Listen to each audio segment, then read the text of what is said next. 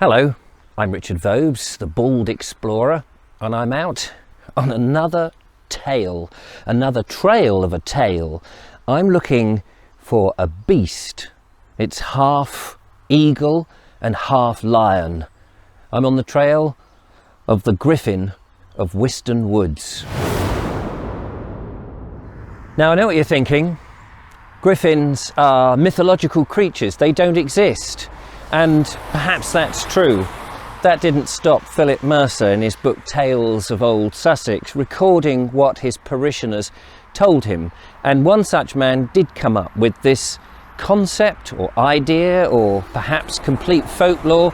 Maybe it's utter rubbish, we don't know, of the Griffin of Wiston Woods. Now, as far as I know, and looking on an OS map, there doesn't seem to be any woods immediately around Wiston, which is just north of Worthing, or I guess east of Washington, south of Stenning, that sort of area. There doesn't seem to be any woods. Maybe there was when this tale was given.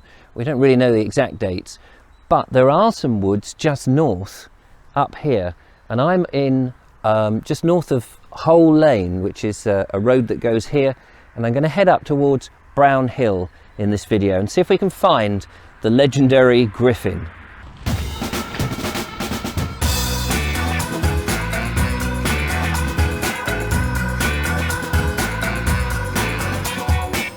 Huh. Well, this is very delightful, I have to say. I'm just coming down past some lovely old Sussex cottages with hung tiles on the front. Beautiful. One of them looks unoccupied and all bolted up. The other is well, it must be a millionaire's place, I imagine. It's very lush. I've discovered that this is called North Lane as I head towards Brown Hill, which is over here. I've crossed under some electric cables, I think, but anyway, walking along, there's a little bit of woodland here on either side, but maybe the woodland that I'm looking for is a bit bigger and wider, because I don't think you'd get much hiding places for a griffin here, should one existed. But let's press on and I'll tell you more about the strange tale of this griffin and the thing that he unearthed. Nice little bit of open field back here, and here I think I'm approaching into some woods. Now, I wonder if there is a griffin to be sighted here. You never quite know. This is more like the woodland that I'm looking for.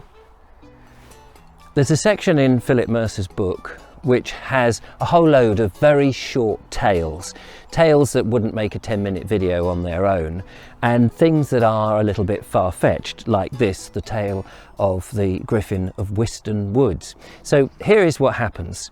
Apparently somebody, and again there's no names, it's all very hearsay, it's all very mythological, but somebody in the Middle Ages comes back from Egypt, or that sort of neck of the woods, with a griffin that they have found, and they have it in captivity. Somehow or other the griffin escapes, and there's a great hoo-ha. People are, I guess, who, you know, the lord of the manor or whoever it was, this important person who has this griffin, has instructed his men to find it, because they must find it, it's very important. Now, this griffin, which is sort of half bird, half lion, stalks the forest, and that's where many sightings are seen, but it is never recovered. And then, later, somebody does spy it. They don't recover the griffin, but they see what the griffin is digging and looking for. And that's what I'll tell you about in a moment.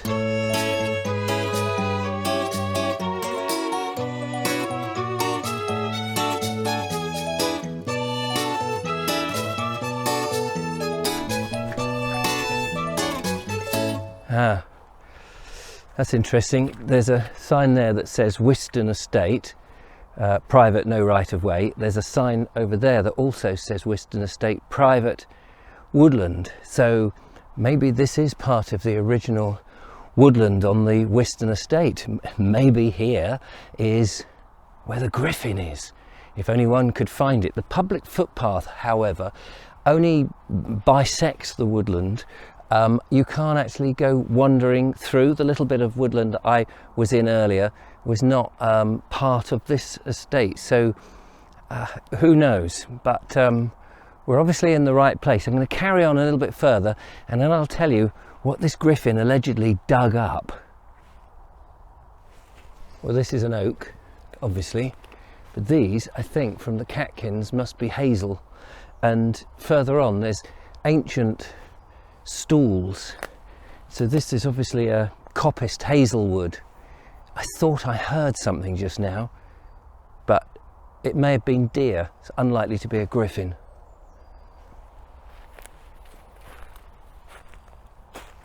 It's a lovely wood though.